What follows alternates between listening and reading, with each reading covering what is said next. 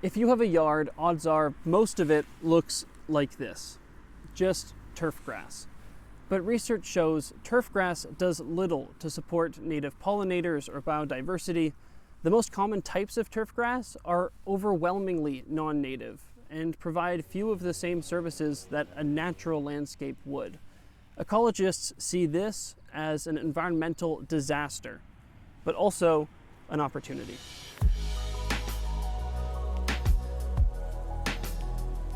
What we've got here is a lawn that we haven't just forgotten about. We actually have a lot of intent in this lawn. We've got some of our bulbs that are finishing. We've got our nice mow strip so people know that it's intentional. And we've allowed this lawn to be more than one thing. This is actually habitat. Naturalized areas aren't just for wildlife. They're great for humans, too. A sustainable landscape will sequester carbon, manage the watershed, support native pollinators, and the plants that make up the base of the food web, and do it all for free.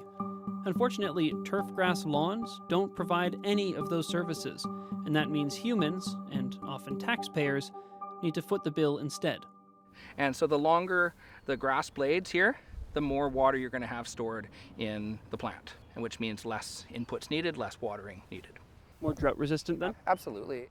Okay, so we're standing on a lawn that's not just lawn grass. No, we have our intentional plantings that we've added. We've got some of our clover in here. Trying to look, we've got some English daisy. We've got some little violas. We look across here. It's a sea of green.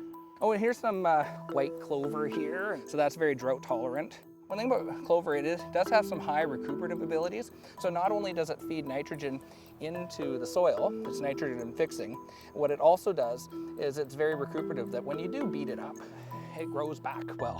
When we start looking at some of the problems when you have a monoculture of just one cultivated type of grass or a couple predominant types of grass, you end up seeing some of the pests come in.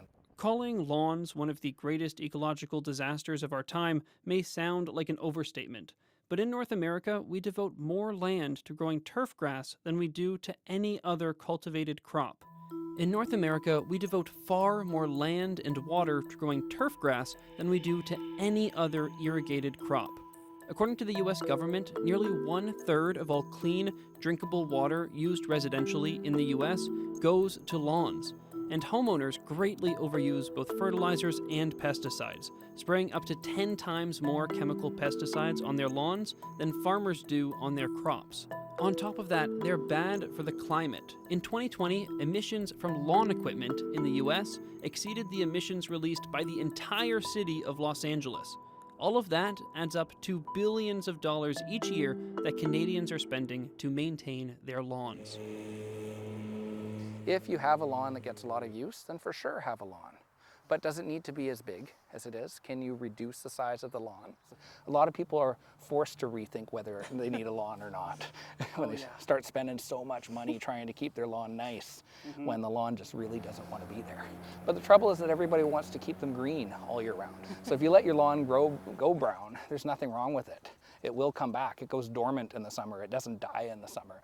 Research has shown that converting as little as 10% of residential lawns and public green space to native habitat-supporting plants could significantly aid insect conservation, something that is desperately needed at a time when nearly 1/4 of native bee species in North America are vulnerable to extinction.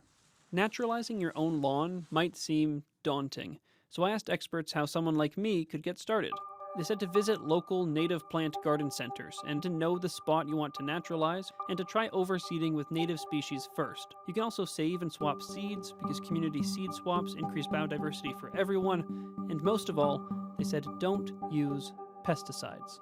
You have to have a plan. You have to understand what species you want to have in your lawn. If you've got invasive ones, you need to weed those out right away. It's not about just throwing down some wildflower seeds and expecting them to grow. It's more about having purposeful plants in your garden. It's always right plant, right place, and creating ecology. So not all grasses are created equal, but some of them are much better suited to your yard than others. Darius Mahdavi, CBC News, Vancouver.